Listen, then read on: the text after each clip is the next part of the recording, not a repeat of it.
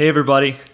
So, to anyone who's lived within reach of a phone screen, newspaper, or dinner table in the last 5 years or so, it likely won't come as a shock that a whole lot is being made of how fragile and flawed our democracy is, and the perception that it so very often serves the interests of the rich and powerful rather than those of the vast majority of the voting public. To better understand how we, in the most powerful democracy in the world, arrived at this state of dysfunction, it's not a bad idea to begin by following the money. And because I couldn't quite fit it into 3 minutes, here is the history of campaign finance in America in 4 minutes.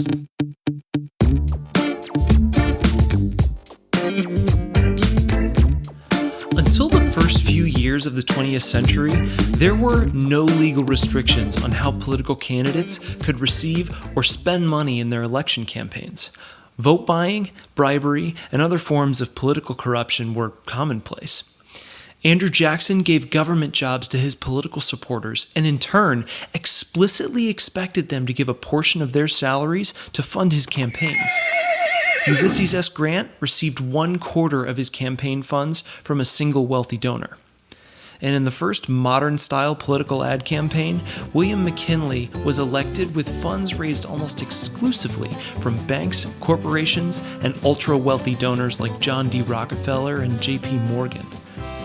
Things began to change in 1907, though, with the passage of the Tillman Act, which made campaign contributions from banks and corporations illegal. However, the act was ineffective because it didn't contain any reliable way of enforcing it. In 1910, the Federal Corrupt Practices Act required candidates to disclose their finances and set the very first limits on contributions, but it was struck down as unconstitutional by the Supreme Court only 11 years later in Newberry v. United States. And in 1935 and 1943, the Hatch and Smith-Connolly Acts were passed, which banned contributions from federal employees and unions. The modern era of campaign finance began in 1971 with the passage of the Federal Election Campaign Act, or FECA. It required full reporting by campaigns of every dollar raised and spent by a campaign, and it also set limits on individual contributions and created legal framework for political action committees, or PACs.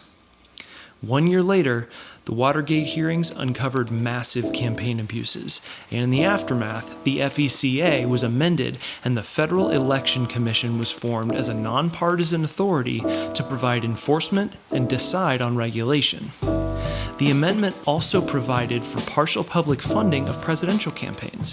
But in the 1976 Buckley v. Valeo decision, the Supreme Court again struck down portions of the law as unconstitutional, citing the First Amendment right to free expression. This case is considered to be the legal basis for the infamous Citizens United decision more than 30 years later.